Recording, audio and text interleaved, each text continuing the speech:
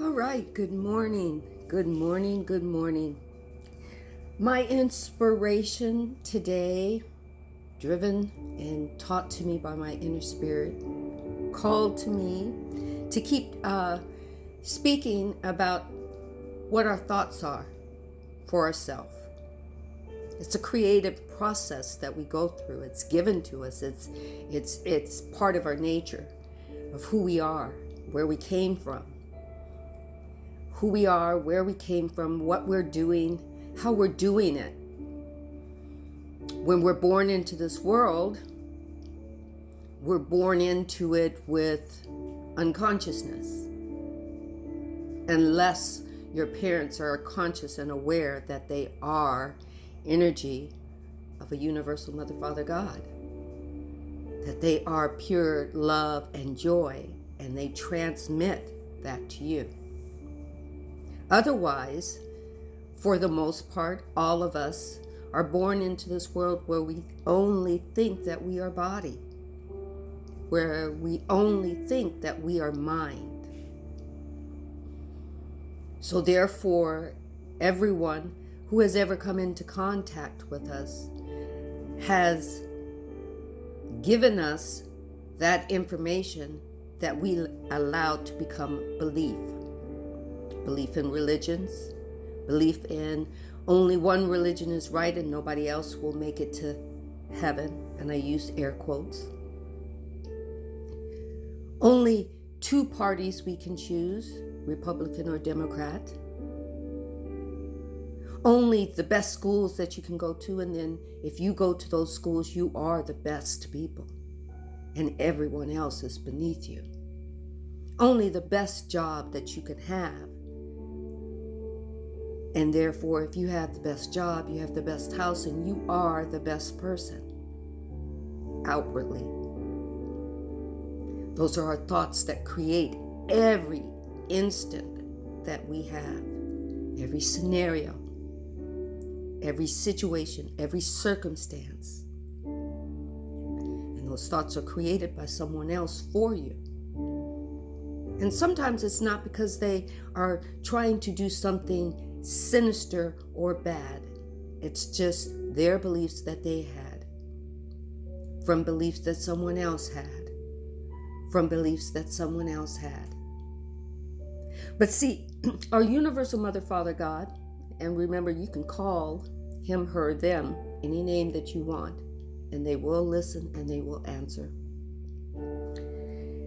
Wants us to know that if we have thoughts of ourselves and they are not good, then we get more of those thoughts. If we think we're not beautiful enough or smart enough, or if we're feeling resigned from living in this world because we cannot step up to the plate and be like others, then we are not good enough. If we tell ourselves that we are bipolar, we are this, we are that, we are insignificant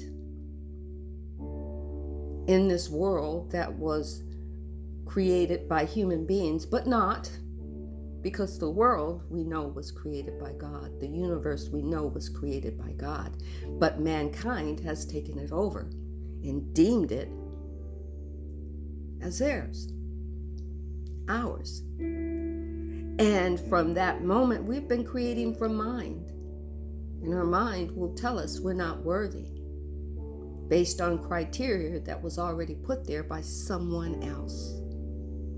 But our universal Mother, Father, God wants you to know that that is not so. When your soul came into your body, it came in with no judgment. It came in with the desire to feel what it created, because your soul is part of oneness, part of God. Your soul might have forgot for a moment so that your free will could make choices for you. But those choices were also always supposed to be able to awaken your soul, to help your soul remember where you came from. We are part of God, and God has a grander thought for us because God has a grander thought for self. You say, what? God already knows the grander thought and deed and saying for self. Yourself, his, her, their selves. God knows everything, every scenario. And you say again, well, why doesn't he just do it for us? That would negate free will. Because we're supposed to make choices for ourselves. We're supposed to create this world the way we want it. And so far, small groups of people who figured it out for themselves that they could create it the way they want it took over. A larger group of people conformed because they weren't awakened yet. So no judgment. But we are in an awakening period. We are waking up to our souls, not just our minds and not just our bodies, controlling and creating. Your soul is waking up. It's remembering what it wanted to do, what it wanted to see, what it wanted to be, and how it wanted to do it in our bodies. How it wanted to work with our minds to create, to be, because it came from consciousness. It came from pure energy. It came from knowing. But knowing isn't feeling.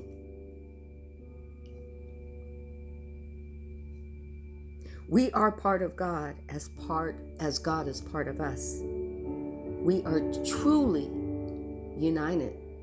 We are truly part of the oneness. We've only just forgotten where we came from. Just for only a time. But as you awaken, you know that to experience yourself as creator in this human form is what you were called to do, what you were called to experience. And we live every second in this moment. Every second in this moment. Every time you move 1 foot forward, that's a moment in time. The first foot goes forward, and that's a past moment. The second foot comes forward, and that's another moment past.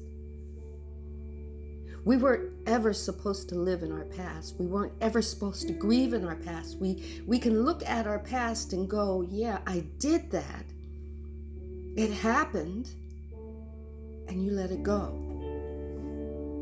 We get caught up in these thoughts of if I had only done this in the past, and we get our mind stuck there. And we can't live and create in our present. But God says this was what we were called to do, was to be powerful creators. Just like him, her, them. We are threefold. We are a triune. We're a body. We're a mind. We are soul. We are energy at the deepest core of us. And energy rises and expands and changes. It can never be created and it can never be dismantled. It can only change.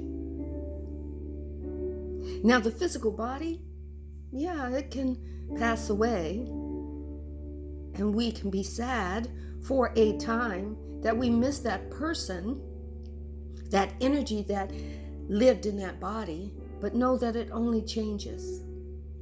It's created into something else, and your mind and your body and your soul can tap into it.